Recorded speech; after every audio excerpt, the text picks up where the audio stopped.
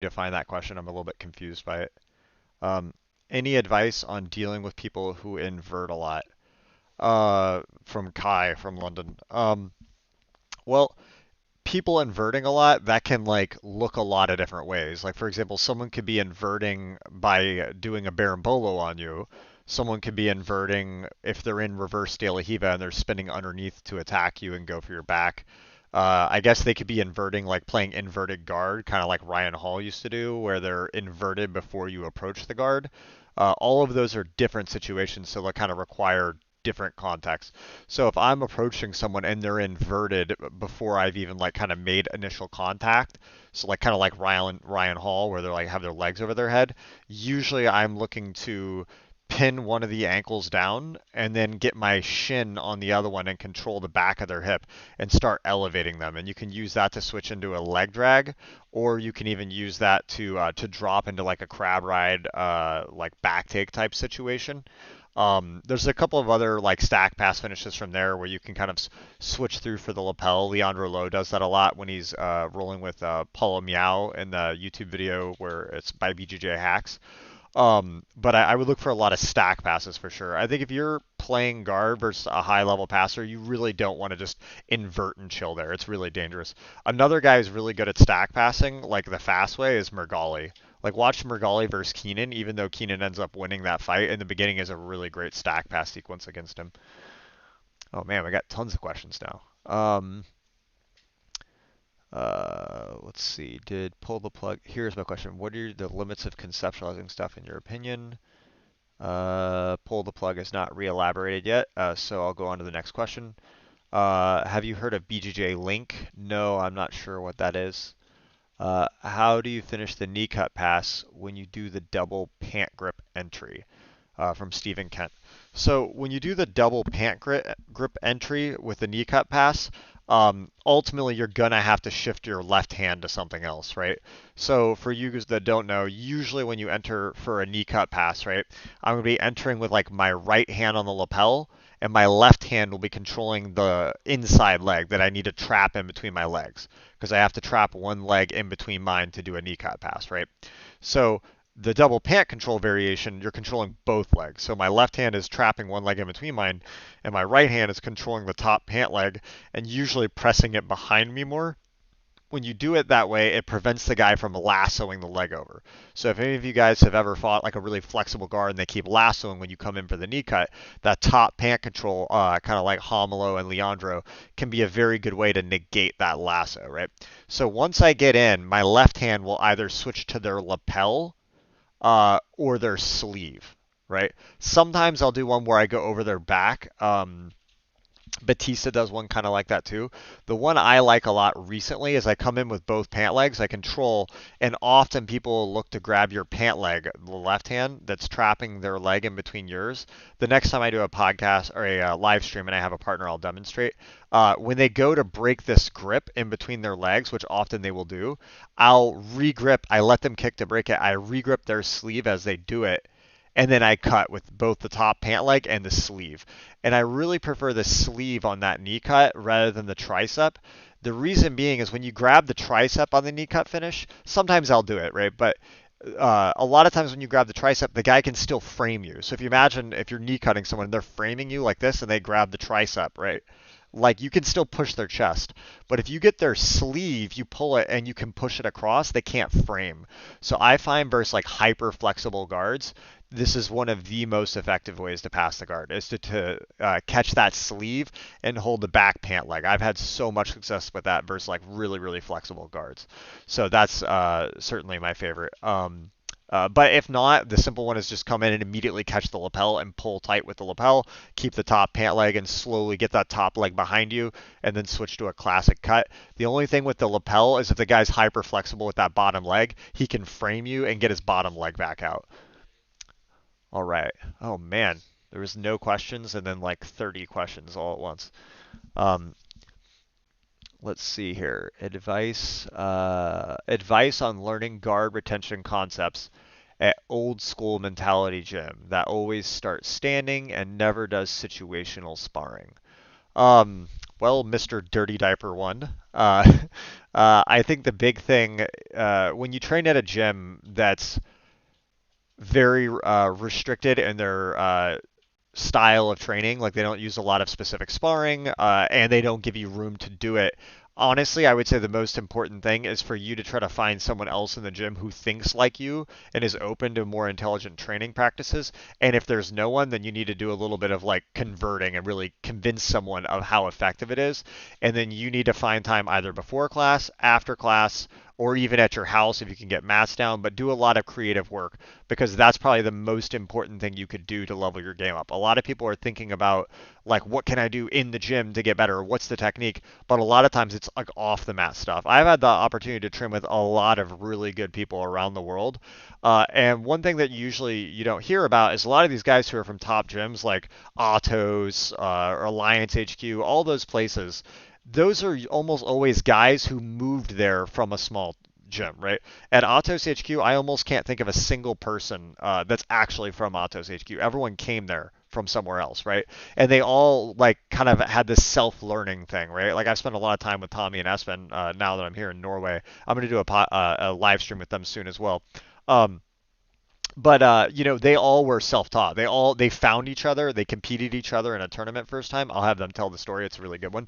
They competed against each other in a tournament the first time in Norway, and then they became friends after that. And then they started meeting up to train all the time. So if your gym's not giving you space for that, put the extra hours in to find someone you can work with because it's going to pay off way more than anything else. That being said, if you only have regular training and class, then I would say just play your guard a lot and try to just use the regular rounds in a way where you have a specific goal to work on. But it can be hard sometimes because you may want to work your guard retention and then you go with the guy and then he pulls guard on you and you can't really work it, right? So that's where setting up time on the side for specific sparring will help a lot.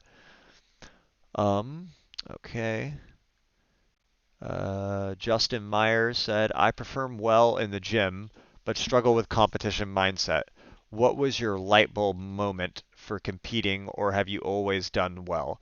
Well, I started in judo actually, so I didn't always do well in competition in that sense. My first tournament ever, I got thrown in both matches, and the guy who threw me got the Ippon of the Day award, which is like throw of the day award off of me, right? So I wasn't like an inherent competitor. When I started jiu-jitsu, I did very well from the beginning in jiu-jitsu. I like won my first tournament and I won a lot. What I would say that I noticed over time though was I think often the idea of trying to have a good mindset is actually more detrimental than it is helpful because I have always found that even if I'm extremely nervous and anxious, I can still perform well if my technique is good and I understand things well, right? So often when you just accept it's okay to be super scared and nervous, I've had times before I competed where I was so nervous that I puked and I still won the match, right? So I've gone into fight and had like the worst negative mindsets in my head and then won the match, right? So it doesn't mean that you should have those, but sometimes trying to stop it, being like, oh, I should be positive, I should da da da, like that act of feeling like there's something, some way that you need to be thinking, can actually have an adverse effect of stressing you out even more. So if you just accept it's okay to be nervous, be cool with it.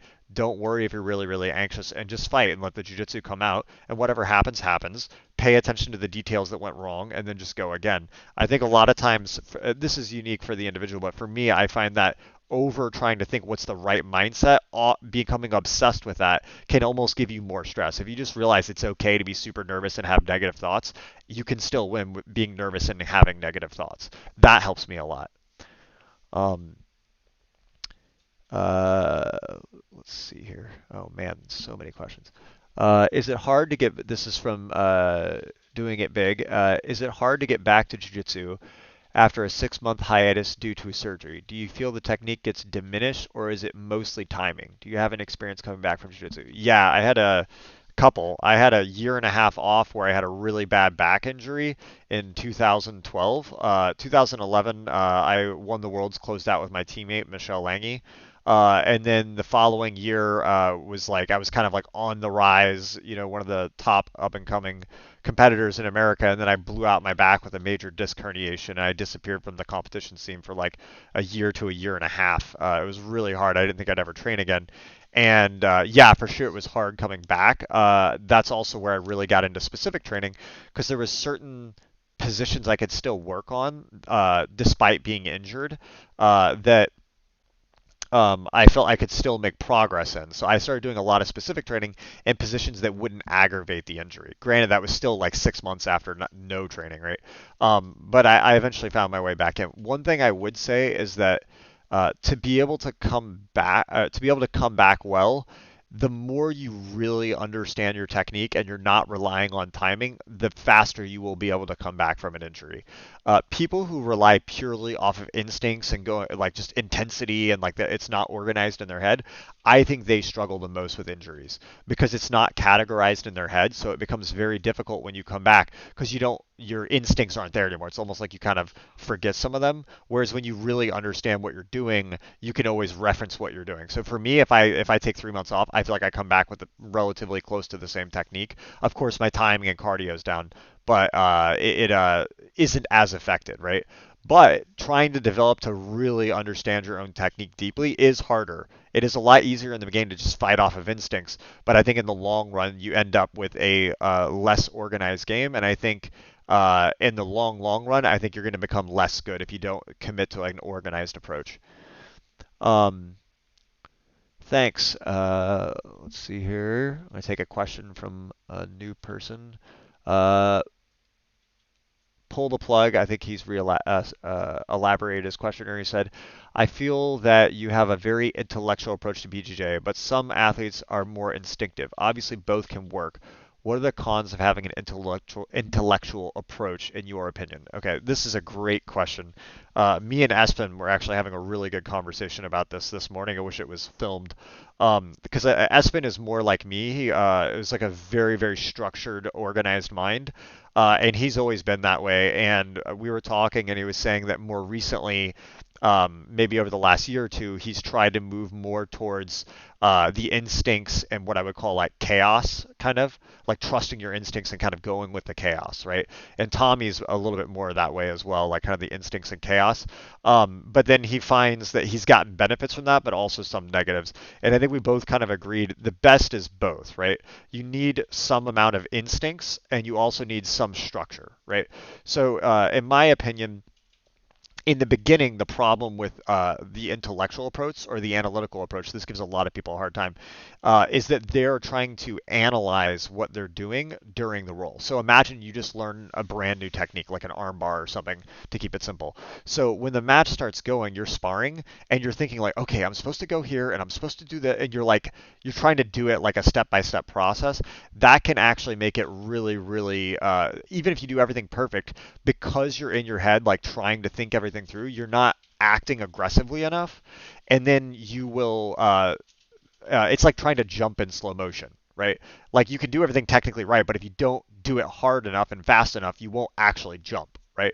So and you can't you can't fall slow, right? So I would say it's analogous to that. Like sometimes people get so intellectual, they're trying to do everything perfect and they're thinking so much, it inhibits them from acting. Okay.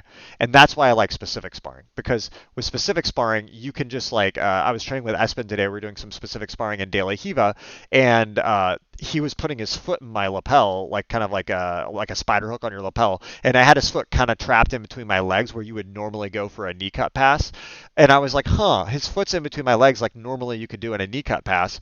Maybe I could go for a knee cut there, even though his foot's on my lapel, which instinctually doesn't really make sense. But I was like, fuck it, let's go. Boom, I shot the cut, and then I got like flipped overhead because it didn't work, right? But that instinctual, just you have to have that instinctual part too to test things, right? So again, that's why I like specific training so much. Is it's like a laboratory to test ideas, right? Because if you mess up, you can just go back. So I would say.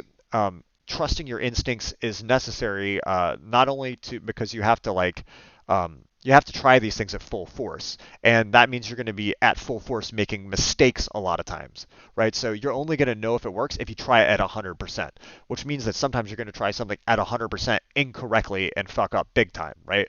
But if you do that enough times, you'll eventually find it correctly, right? So that's where you have to go full force, right? So a lot of the analyzation for me comes after an attempt. So I do specific sparring. I try the technique. It didn't work. I stop. I think first. I go, oh yeah, maybe I could do this. Maybe I could do that. Okay, let's try to do it like this time. Now my brain is primed to try it that way. I go again, and I go as hard as I can. Right. So I would say last other thought with the con and pro with intellectual versus instinct is that I think in the development phase you want to be a little bit more structured in what you're doing. So if you're trying to understand like how let's say um, Michael Lange plays his spider guard. He already figured all of that out, right? Or how Mendez does his Berimbolo. So if you were learning from Mendez, right? Or if you're like, say you're learning math, right? If you have a kid learning math or physics in school, he doesn't reinvent calculus. He borrows the ladder from people who already did it. So there's this like structured learning. You kind of understand what those before you did. As you get to a certain level, you kind of start ascending beyond that. Then you're going to get more into this like kind of creative, trusting your instincts and trying things, and then you may stumble across new things. And another thing I always say is that uh, I actually I don't structure my game so much. Like I have a kind of what I call when I show my game to people when I do an instructional, it's what I say it's like a snapshot in time of what my game currently looks like. But if you ask me 2 months later, I might change everything. So like I'm always kind of like, oh yeah, actually this works better. It doesn't mean what I did before was wrong. It just means that I found a better way to do it. Just like gravity. At one point, Newtonian physics was everything, and now it's a bit different. Now it's switched to like general relativity, right? So Newtonian physics took you really far, and they were able to do a lot of things with it. But when you're trying to do things with great distances and do like satellites and stuff, you need general relativity, right? So it's always evolving. And 10 years from now, the sport's going to be very different than it is today. So I say you need both. You need intellectual and you need your instincts, right? You can't drop one or the other. Long answers. All right. Okay. Nico Mejl uh, asked, how do you deal with the coyote guard? So by coyote guard, he means like when you're knee cutting and the guy like bear hugs your back, so like grabs your torso. The quick easy answer is to watch the YouTube video of Rodolfo Vieira versus Lucas Lech. That's basically an instructional on how to pass it. So I would check that one out for sure.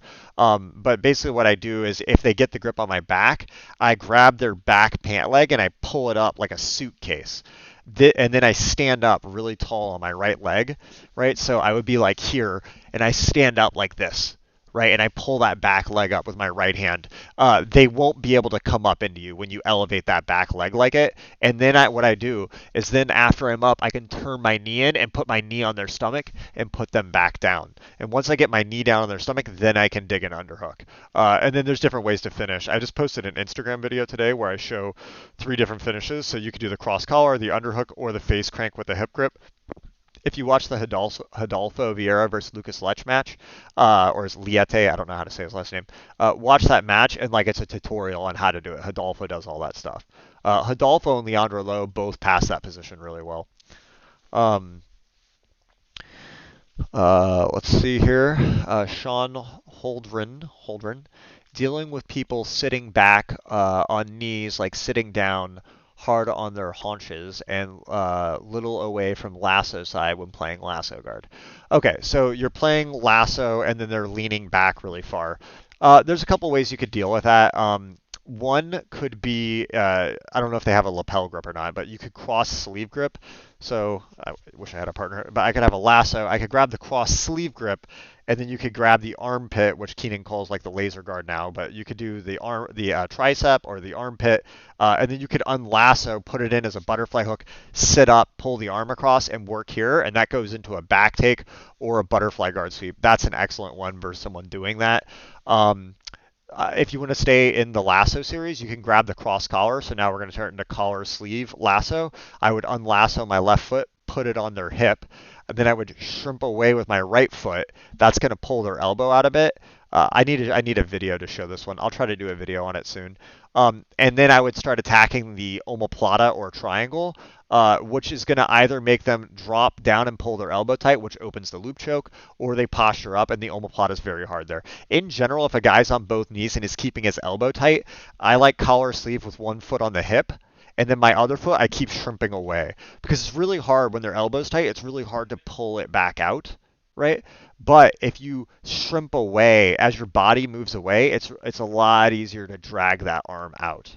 if that makes sense. Again, I'll try to do a video on it. It's very hard to explain through words, but I'm doing the best I can.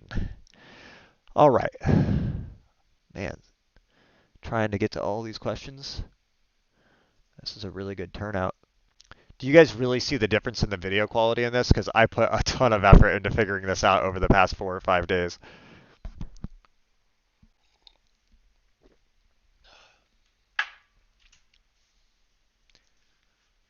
Let's see here. Bassman asks, Piro Bassman, sorry. Hi, John. What have you been telling those of us who have chosen to stay off the mats due to COVID? Um, Specifically in terms of staying in the game without being discouraged, feeling jealous of those who are training, making sure to be sharp, but stay safe when we get back to work. Okay, great question, Pyro. Um, so I think there's a few ways you can work on this, right? Uh, First thing is like if you don't have anyone to spar with. So of course there could be a situation where maybe you're like locked in with your girlfriend and she doesn't train at all. I still think there's meaningful things you could do. If you're like locked in with like a girlfriend or a roommate who doesn't train, I still think you could teach them some stuff to work on. But let's suppose you have no one, so literally no contact with another human. Okay. In that case, honestly, one of the best things I think you could do.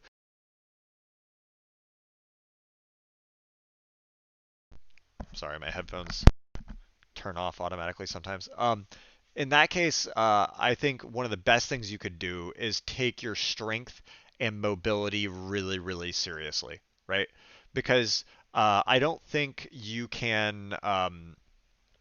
In some ways, watching jiu-jitsu can be very frustrating because you're going to want to work on this stuff, right? But developing really good strength is something that's hard to do when you're doing high volume jiu-jitsu.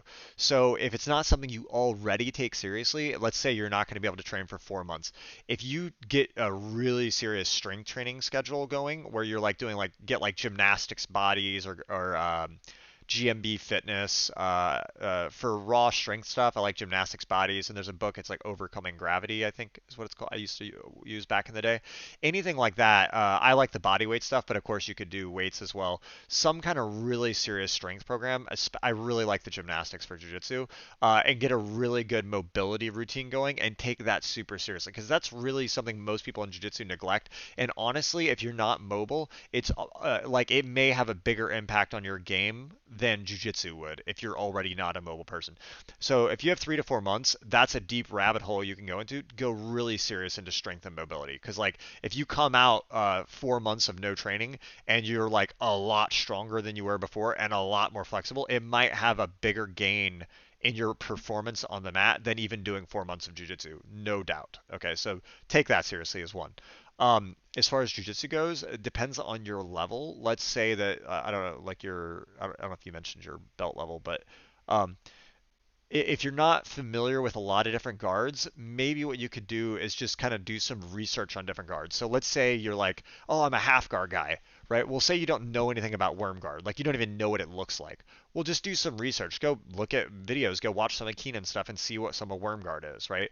And then say you don't really know what a crab ride is. Just watch some videos and know what a crab ride is. You don't have to know how to do this stuff, so maybe you can't necessarily spar with it, but you just by making yourself aware of what things are, you'll be able to watch matches and ID things. So if you've heard of a crab ride, you've heard of a bolo, but you don't really know what it is precisely, go watch some instructionals on that, or maybe you don't even have to watch an instructional, just watch a highlight video. Just immerse yourself in it and get kind of curious about what all these different positions look like. So if nothing else, after 4 months, if like you're like an encyclopedia of what's the worm guard, what's the reverse tail of worm guard, what's the Polish worm rider, what's the ring worm guard, what's reverse De La Hiva, what's underhook De La Hiva. If you're like an encyclopedia and you know what all of those things look like, I think it's going to be way easier for you when you come back because you're going to have a bigger database to reference from. So I think that's a simple thing you could kind of go about doing while not being able to train.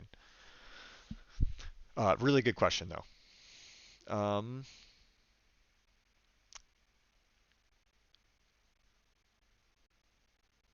Okay, so Mr. Dirty Diapers again.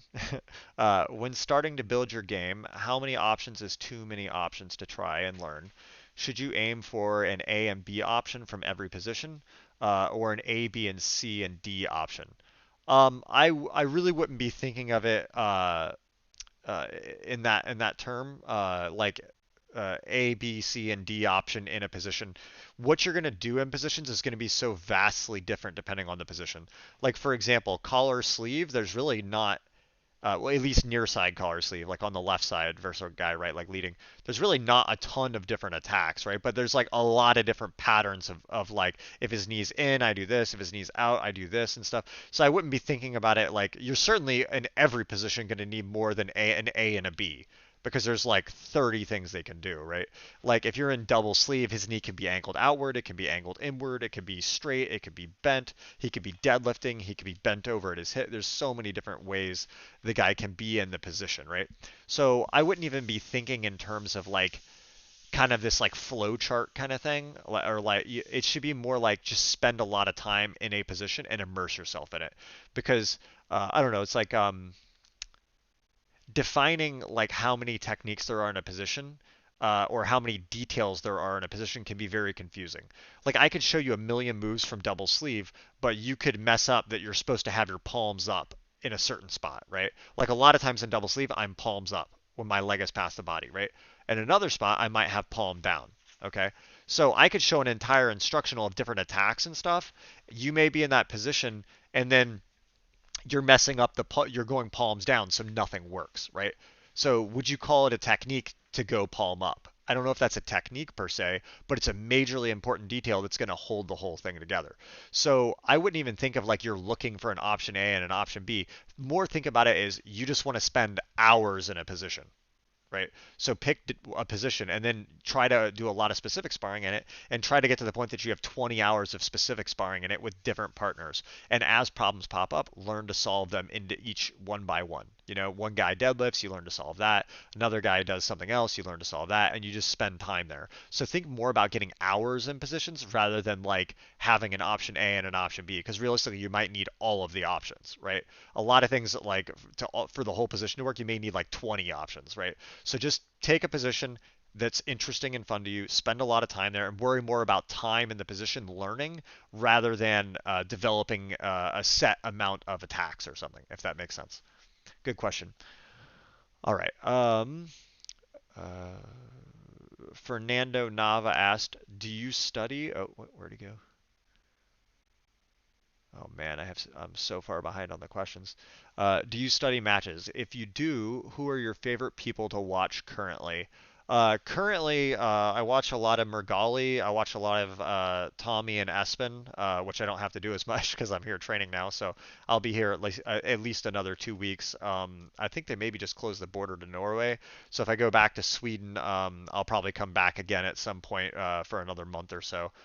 So definitely going to be training Hero more a lot. It's been awesome. They have a lot of similar training ideology as me. It's a very open atmosphere for training, super friendly group. If any of you guys are ever thinking about visiting somewhere, I couldn't recommend visiting them more. It's a awesome atmosphere to train in. Yeah, so for like the crab ride and bolo stuff, I've been watching a lot of Tommy and Espen. For my open guard game as well, I've been watching a lot of Mergali and how he mixes like the far side collar sleeve, the regular collar sleeve, and the cross sleeve. Obviously, a lot of my own creative stuff I'm adding in as well. Passing wise, a lot of that's been more I'm in the inventive phase where I'm coming up with my own stuff. I still reference Leandro Lo a lot, Hidalgo Vieira a lot, and Lucas Lepri a lot. For collar sleeve passing, I watch a lot of Lucas Lepri. For De La Hiva passing, a lot of Leandro Lo. Um, Toriando's Leandro and Hidalgo. Uh, Passing De La Hiva and half guard Hidalgo. So it's like a big mix of stuff. Um, okay, let's keep going here. Envlac, if you fail to pull guard and have no grips established, what grip do you like? Do you look to establish first, and what guard do you try and establish first? For example, do you have a long, medium, short range guard? Yeah, so first off, like the idea of long range and medium guards, I think it's kind of like I don't for me I don't find it that useful as a categorization system just because it's like collar sleeve could be long or medium or short depending on how the guy's positioned and stuff. So to me, the most useful thing is to define is what your hands are doing because those are the static things. They're gripped, right? So if I have collar sleeve, they're stuck. Those are staying, right? That's what defines collar sleeve. So then my legs move in all sorts of different ways, and the guy could back up. I can't stop him from backing up, so it could be a long range guard, but then he could come into me and it could be really close. So you can't really define is collar sleeve long range, mid range, short range. It's very arbitrary, I think. So what I would say though with your grip fight question is what if I have no grips, which will often be the case when you're grip fighting from your guard. If I have no grips, it's kind of tricky because you can't pick, right? Like let's say I'm like, oh, I want to play lasso. He may not give me the sleeves, so then I have to do something else, right? So I might grab the collar, right? So then if I'm just looking for the lasso the whole time, he may never give me that, and then I'm going to be chasing something that's not there. I'm going to get out of position, right? So if he won't give me the sleeve, I have a lot of YouTube videos on grip fighting that addresses this really in depth. If you haven't seen those, look them up on my YouTube channel. Just type in grip fighting. I've done like 2 or 3 videos on it. Like one of them's like 3 grips you need to have, another one's like 8 or something. But they're really good on just like grip fighting and deals with this particular topic. But like if I can't get a sleeve, I might grab a cross collar. And then grip fighting can be a bit tricky because it depends on the guards you know. Like for example, I might go cross collar and then jump to De La Hiva. But if you don't have a De La Hiva guard and you don't know how to play collar and ankle at all, that doesn't do you any good, right? But if you have a collar ankle, that might do you good, right? Likewise, if you don't have a lasso, I can show you how to get the sleeve, but if you get the sleeve, you can't do anything with it, so who cares, right? So the more guards you have, the better you're going to excel in the grip fight phase, right? Because you can't make the guy give you what you want. I might want to grab the collar, and then he's postured up really tall, right? And then I can't grab the collar, right? So then maybe I have to grab his leg like with a single leg grip, right? Or maybe I want to do a single leg grip, but he's backing his hips up a lot and he's got his hands and neck forward, then I have to grab the sleeve or the collar. So you have to learn to build your game off of each of those grips. Because if you just keep chasing one grip, like maybe you like to grab his right leg, but he switches and leads with his left leg. Now you can't grab it. You have to have an answer for that. So you need to be able to have at least enough game that you can control them off of whatever they give you, and then either be good with that or at least good enough at it that you can transition to a grip that you would prefer, if that makes sense. Oh, thanks, Xroth, on the video quality. Yeah, James, for some reason, I don't think you're going to get all these questions just saying, yeah, I think you're right, bud. But yeah, it seems like the viewership's going up, so I'm excited about that. I'm gonna really start trying to do these, if not 5 days a week, at least 3 times a week, because I'm really putting a lot of effort. I want a lot of my content to be doing the live streams consistently, and then I'll still be doing the videos like once a week, and maybe more than that when I get them. But I want to have this as like the mainline thing, because I think this format is the best way for me to actually help people. When I get back in Sweden too, I have mats in my house, so I can have the full setup and have a person there often, and I just want to really grow this following like this. And then I'll also some good sections from this stuff. I'm going to start cutting those out and then making those like smaller, kind of like if you guys ever seen the Joe Rogan clips kind of thing. I'll start doing that with like things that I think come out that are really useful. So I really want to ramp up the YouTube content a lot. So I really appreciate you guys joining in. Um, what strength training do you do, Xroth? Um, honestly the last like 3 or 4 months I've been really bad about doing it. I've been in this huge jujitsu deep dive. But when I was doing the strength, and I'm gonna get back to it really soon, it's gymnastic stuff, like a lot of just body weight stuff, like pistol squats, one arm pull-ups, front levers, back levers, L sits, planches, all that kind of stuff. I do a lot of development and all that stuff. I feel like for my style, it just works great for jiu-jitsu. So that's my recommendation. Of course, like you can do like squat, deadlift, bench, all that stuff's really good too.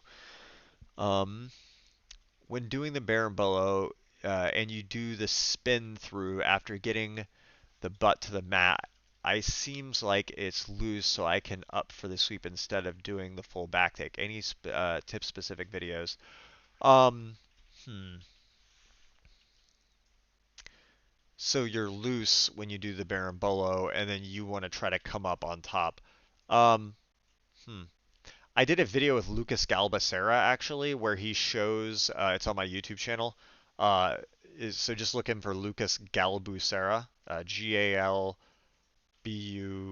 Sera, I think like that, Lucas Galbacera. Look for that video, and he shows a really good way to come up on a bolo in that kind of a situation as you're describing. But obviously, the best thing is when you do the bolos to be really tight when you go underneath. And then watch that last video I did with Espen where he talks about the X hook.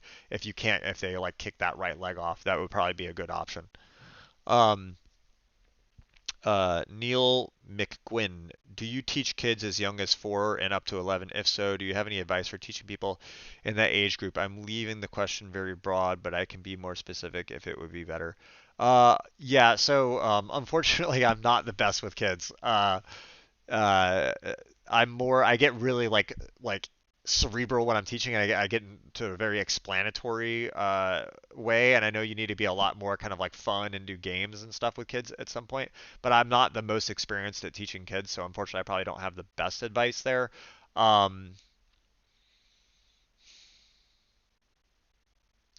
I mean, this is what I would tell an adult, but I think in general, I think it's just a really useful way is I think if you can just try to get them to buy into the idea of just making each of these positions a game that's fun to play.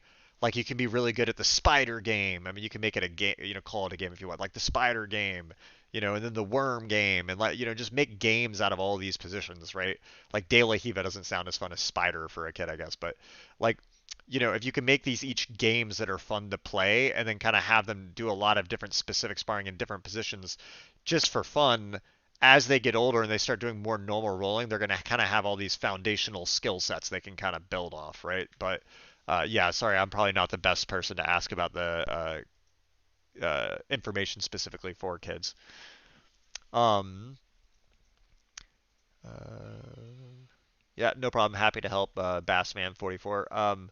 Jonathan Prideaux, just gone into a national lockdown in the UK until mid-February, but your content and live streams are lit and help me continue learning and growing. So thanks. Keep it up. No problem, bud. Really happy you're enjoying it.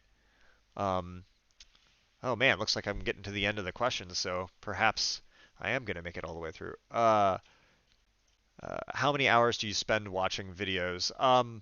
That fluctuates a lot. Like sometimes I'm kind of in a mode where I'm watching a ton, and then sometimes I get out of the habit.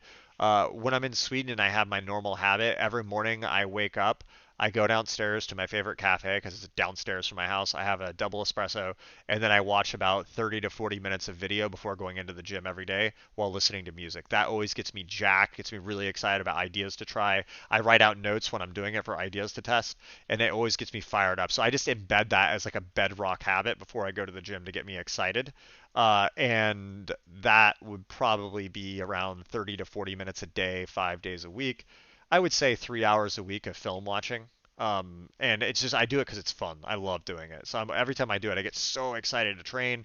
I get so many ideas from it, and some of the most important breakthroughs in that game have been like from watching video for like 2 minutes when I'm bored. I'm like, oh, what's that? Oh, that's interesting. Boom, breakthrough completely changes my game. Some of the most just weird, abstract little ideas can completely change your game. I mean, like one of the recent ones I discovered was like when I'm doing my daily Hiva passing. Um, is like if any of you guys ever watch Leandro Lowe, like killing the daily Hiva leg with the right hand and then doing all the knee cut stuff is now when I put my right hand on the daily Hiva leg, I either don't kill it at all and I just lightly put my hand there, or I'll kill the De La Hiva leg and just barely kill it, but I don't push the leg down at all. Right? And oddly enough, you would think, oh, well, you want to push the De La Hiva leg down, you want to kill it. I barely kill the leg, or don't even at all. And it makes the knee cut easier. It makes trapping the leg easier. It makes the reverse leg, it makes everything better. It's such a weird abstract detail that just like one little change like that just completely changes the position. So when you're watching competition and you watch these high level competitors in positions that you play, just pay attention to all these little things like, oh, that's interesting that his hand's like this and not like this. Maybe that's a thing. Write it down and test it because you'll be blown away sometimes when you come across this one little micro detail that completely changes your game, right? So, yeah, watch as much video as you can. It's honestly one of the most important things in jiu-jitsu, I think, for fast progression. Um, uh, let's see here. Do you drill everything to both sides from not Andrew? No. Well, first off, I don't drill. I only specific spar or like resistance, kind of light resistance spar. You could call it drilling if you want, but I only spar with some form of resistance. I might what I would call tinker drill, which would be like I have an idea and I'm like, hey, let me try this real quick. And then as I do it, I'll be like, hey, can you just resist a little bit? Let me feel it. How does it feel? And I have a conversation with the person. I literally never drill. I just find it to be uh, counterproductive most of the time if it's a new technique to you. The only time I find drilling to be really helpful, no, I don't even do this, but that I think it would make sense to me would be like if I wanted to push my cardio really hard after a session, I might drill my favorite pass really hard to kind of blow my cardio out. And because I already know the technique really well, I'm probably going to do it smoothly. But for a form of learning, I actually don't drill. Um, I only do specific sparring to learn. But if I was going to talk about doing it both sides, I think a lot of things are useful to know both sides, but some things you don't have to. But you certainly need a response for everything that someone can do. So if someone is right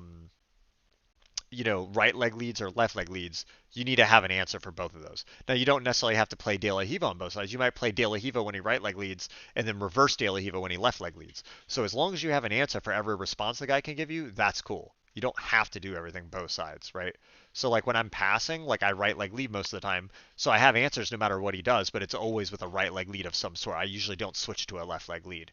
And that's because like if I switch to a left leg lead, now I have to like relearn everything on that side. Whereas if I just stay with a right leg lead, I can just kind of keep filtering it to what I prefer, right? But you can do it. I mean, there's like it's a huge bonus. If I could push a button and be as good on my left as I am on my right with everything, I would totally do it. It's just a question of like cost benefit analysis or based off of like how much time it would take to do it. But I don't think it's a necessity. Um, all right, we'll do one more question and then I'm gonna head out here. What's your advice on training? This is from Nivlak. What's your advice on training for e.g., do you have set days a week where you go hard for cardio and others where you just take it easy, but it's more technical to grow workout bad positions? Yeah, so this is like the ultimate question that we all always think about. Me and Tommy and Kenneth, one of the guys from Wolfing Academy, we're having a long conversation about this the morning of the other day. Um, for me, the way I think about it, here's my first problem with like a very strict structured schedule, is that uh, it's jujitsu. Your development is going to be so. Uh, Let me rewind there and think about this better. So one of my favorite thinkers today, I get like good business advice from this guy and just a good mindset in general, is Naval Ravikant, and he says creativity dies with a consistent schedule, right? And what like for jujitsu, the problem with like a strict schedule, so like Monday, Wednesday, Friday, we go hard. Tuesday, Thursday, I do my strength training, and everything is structured like that. Sometimes the difficulty with it is like Sunday night, maybe I got a really bad night of sleep because something happened in my personal life, or I had too much caffeine because I was doing a podcast, or, as I'm drinking caffeine now, right? Some random thing happens, right? And then I wake up in the morning and then I'm on like 3 hours of sleep. I have a high probability of getting injured that day. So maybe then that day going in and doing lighter specific work for 2 or 3 hours might be good. And then maybe at the end of that, I feel pretty good. I feel warmed up. Maybe I decide to spar hard, right? Or maybe it's like we're supposed to go hard on Wednesday, but then my primary guy doesn't show up, so there's not anyone that I can really go hard with, right? Because maybe I'm at a smaller gym.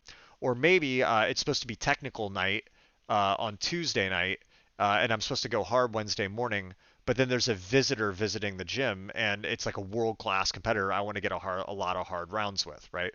Because he's only visiting that night. So then I go super hard with him that night, and now I go in the morning on Wednesday morning, and now I'm cooked. Do I need to go hard again? Now that messes up the schedule for everyone else because we're supposed to go hard that day. Now I don't want to go hard, right?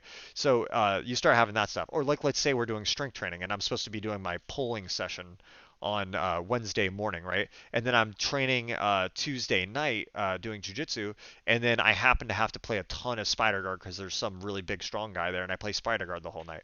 Well, now I did an hour and a half of only hard pulling, and then Wednesday morning I'm going to come in and do pulling again. Doesn't really make sense. So I think that is a common problem people have, is this like fluctuating goals day to day, right? So actually what I prefer is to have floating targets for the week, right? Which is like I would like 2 to 3 really hard cardio sessions. Now that could be in the form of a hard jujitsu session where I'm trying to push my cardio really hard. That could be in the form of running stairs, right? Like maybe I'm injured, like I just messed my finger up really bad, my neck's hurt right now, right?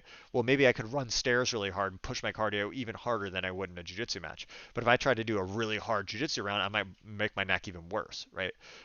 So I would like to aim for 2 to 3 hard cardio sessions a week, and that may manifest in different ways, right? I would like to hit 3 to 4 mobility sessions in a week, right? I would like to hit 2 strength sessions in a week, and I would like to hit 6 to 7 technical sessions in a week, right? And that's like loosely what I'm aiming for. But then I have to follow my instincts. Like some days I go in and it's supposed to be an hour and a half of training, and right at the end of the training, I make this kind of like small discovery about like a position that feels really good. I'm like, oh my God, this might be a huge thing. And I'm working with my partner. We're really excited about it. I might stay in the gym for 3 more hours working on that position because I'm so fired up. I got the energy. So you have to follow your energy and your intuition on what's exciting to you. Because if you look at it, you're like, oh, I got to be strict on my schedule. I got to go home and eat right now, and that's the da da da. If you get too structured, sometimes it can inhibit your passion and what you follow, right? So I like to have a little bit more of an open structure where I have these floating target goals, and it's a little bit like that. That being said, you got to find a balance for you. Like maybe having a strict strength schedule, like okay, Tuesday and Thursday, I always do my strength. Everything else can be a little bit flexible, right? Or maybe you always go hard on Tuesday, Thursday. That's your hard jujitsu night.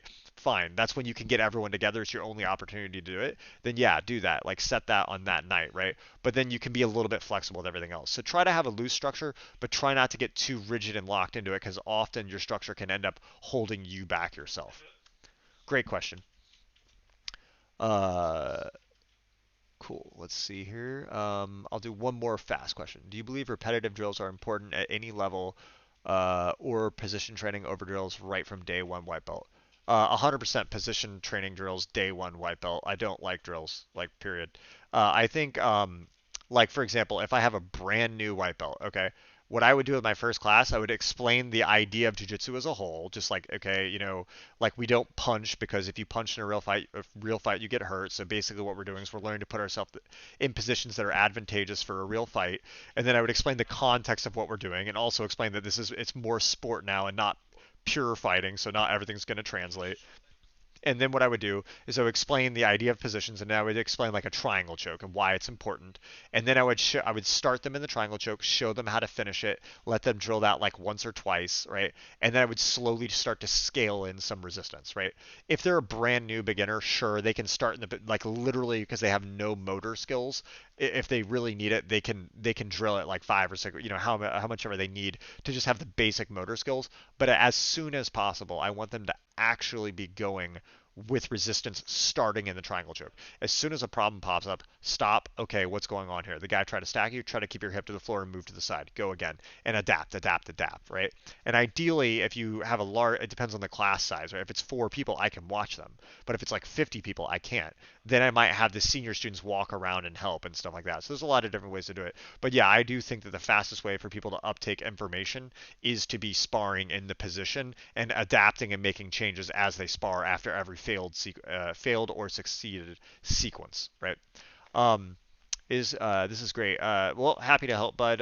Come to Australia one day. I definitely will as soon as this pandemic ends. I'll be coming. All right, guys. If you guys liked it, look out for the next one. I'm gonna do a another live stream with Isaac Doderlin soon through Discord. So it'll be like this. It'll just be me and Isaac talking, and you guys can field questions, and me and Isaac are gonna talk. So look out for that. I think we're gonna try to do it on Wednesday, but I'll keep everyone posted. And yeah, if you guys like it, leave some comments and let me know on topics you would like for the next podcast, or anything you guys think I could do better. Really appreciate it, guys. Thanks a lot.